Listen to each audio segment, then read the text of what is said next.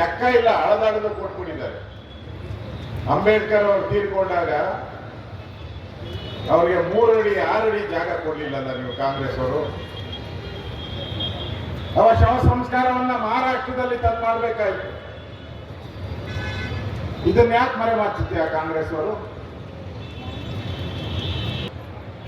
ಇವತ್ತು ಪ್ರಧಾನಮಂತ್ರಿ ನರೇಂದ್ರ ಮೋದಿ ಅವರು ಸ್ಪಷ್ಟವಾಗಿ ಒಂದು ಘೋಷಣೆಯನ್ನ ಮಾಡಿದ್ದಾರೆ. ಕಳೆದ ವಾರ, ನಾನು ಬದುಕಿರೋವರೆಗೂ ಈ ಸಂವಿಧಾನವನ್ನ ತಿದ್ದುಪಡಿ ಮಾಡಕ್ ಬಿಡದ ಅನ್ನೋ ಮಾತನ್ನ ಪ್ರಧಾನಮಂತ್ರಿ ನರೇಂದ್ರ ಮೋದಿ ಅವರು ಹೇಳಿದ್ದಾರೆ.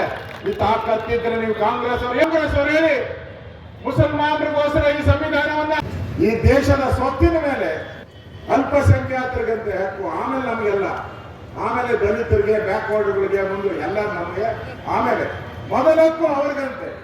ಇದನ್ನ ಕಾಂಗ್ರೆಸ್ ಅವರು ಹೇಳ್ತಾ ಇರೋದು. ಮನಮೋಹನ್ ಸಿಂಗ್ ಅವರು ಪ್ರಧಾನಮಂತ್ರಿತ್ವವನ್ನ ಕಾಂಗ್ರೆಸ್ ಒಂದೊಂದೇ ಅವ್ರ ಬಣ್ಣ ಬಯಲಾಗ್ತಾ ಇದೆ. ಒಂದಂತೂ ಅರ್ಥ ಮಾಡ್ಕೊಳ್ಳಿ, ಈ ಚುನಾವಣೆಯಲ್ಲಿ ಈಗಾಗಲೇ ಚುನಾವಣೆಗೆ ಮುಂಚೆನೆ ಎಲ್ಲ ಕಡೆ ನೀವು ಕಾಂಗ್ರೆಸ್ ಅವರು ಬಂದು ನಿಂತು ಇನ್ನೇನು ಕಾರಿಂದ ಹೇಳಿದ್ರೆ ನನ್ನ ಅಷ್ಟೊತ್ತಿಗೆ ಮೋದಿ ಮೋದಿ ಮೋದಿ ಅಂತಾರೆ. ಇಡೀ ದೇಶದಲ್ಲಿ ಮೋದಿ ಮೋದಿ ಮೋದಿ ಅಂತಾರೆ. ಇಸ್ತ್ರಿ ಮಾಡಿ ಬಟ್ಟೆ ಹಾಕಿ ಕರ್ಕೊಂಡು ಹೋಗ್ಬೇಕಲ್ಲ ದಿನ ಪಾರ್ಲಿಮೆಂಟ್ಗೆ. ಯಾರಪ್ಪ ಕರ್ಕೊಂಡು ಹೋಗ್ತೀರ ನೀವು? ಕರ್ಕೊಂಡು ಹೋಗಕ್ಕಾಗದ? ಸಾಕಿದ್ರೆ ಅನುಭವ ಬೇಕು. ಒಬ್ಬ ಕಾರ್ಪೆಂಟರ್ ಆಗ್ಬೇಕಾದ್ರೆ ಅನುಭವ ಬೇಕು, ಬೇಕೋ ಬೇಡ? ವಿಜ್ಞಾನಿ ಆಗ್ಬೇಕಾದ್ರೆ ಅನುಭವ ಬೇಕು. ನಿನ್ಗೇನಪ್ಪ ಅನುಭವ ಇದೆ?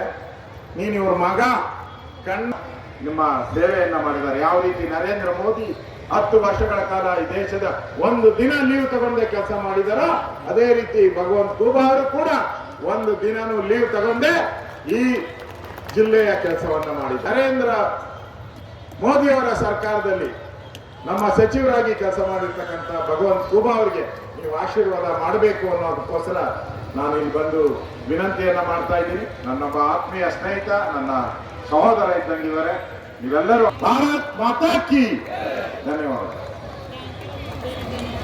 ಧನ್ಯವಾದಗಳು. ಸನ್ಮಾನ್ಯ ಶ್ರೀ ಆರ್ ಅಶೋಕಣ್ಣವರಿಗೆ